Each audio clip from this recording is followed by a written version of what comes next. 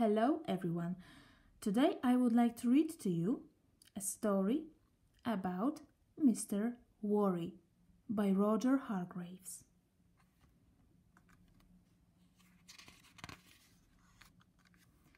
Poor Mr. Worry. Whatever happened, he worried about it. If it rained, he worried that his roof was going to leak. If it didn't rain, he worried that all the plants in his garden were going to die.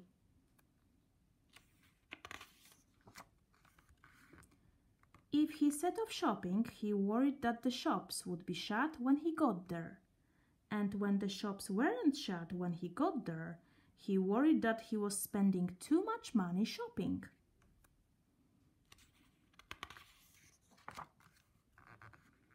And when he got home with his shopping, he worried that he'd left something behind or that something had fallen out of his basket on the way home.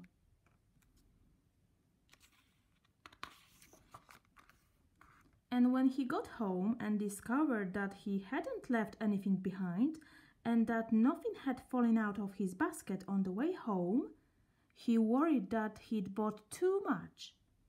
And then he worried about where to put it all. Life was just one long worry for poor Mr. Worry.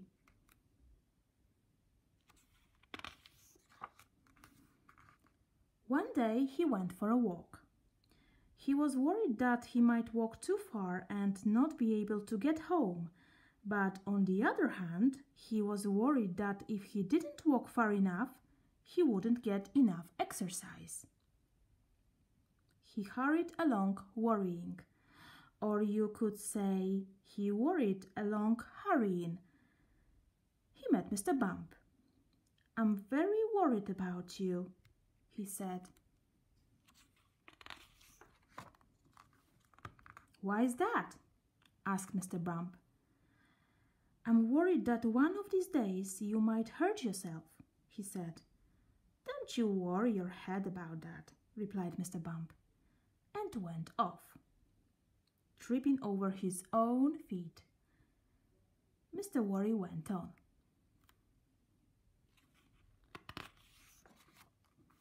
He met Mr. Noisy. "I'm very worried about you," he said. "Why is that?"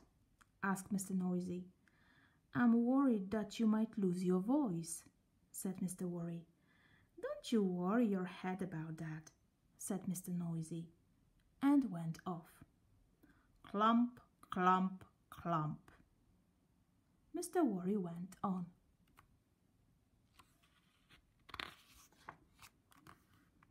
He met Mr. Greedy. "I'm very worried about you," he said. "Why is that?" asked Mr. Greedy. "I'm very worried that you might eat too much and be sick," explained Mr. Worry. "Me?" replied Mr. Greedy. "Eat too much? Impossible!" and went off. For lunch. Mr. Worry went on. He met a wizard. "Hello," said the wizard. "Who are you?" "I'm Mr. Worry." "And you look it," commented the wizard. "Tell you what," he went on, for he was a helpful sort of a wizard. "Why don't you go home and write down every single thing that you worried about, and I'll make sure that none of these things ever happens."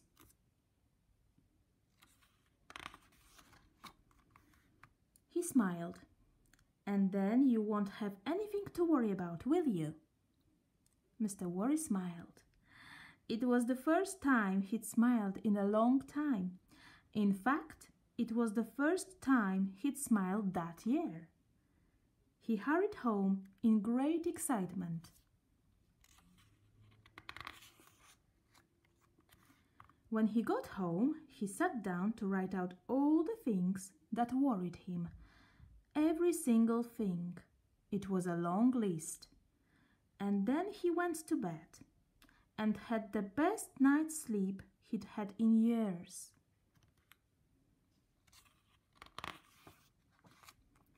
The following morning, the wizard came round to collect Mr. Worry's list.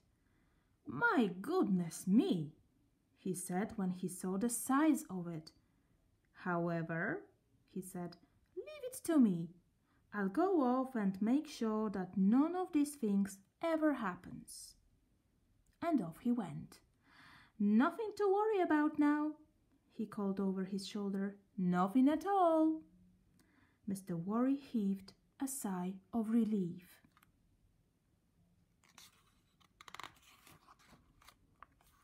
That day was the first day in Mr. Worry's life that he didn't have a single thing to worry about. And the next day, and the day after, and the day after that. On Monday, Tuesday, Wednesday, Thursday, Friday, Saturday, and Sunday, Mr. Worry didn't have a care in the world. But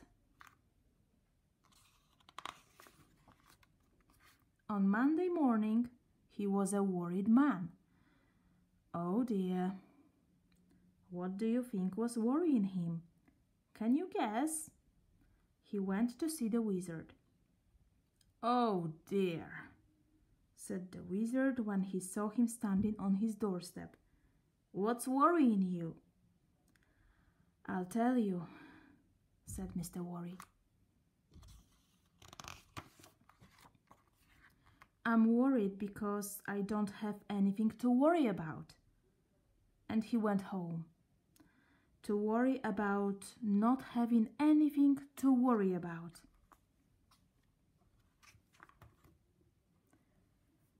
Thank you so much for watching and listening to my new video. Bye bye.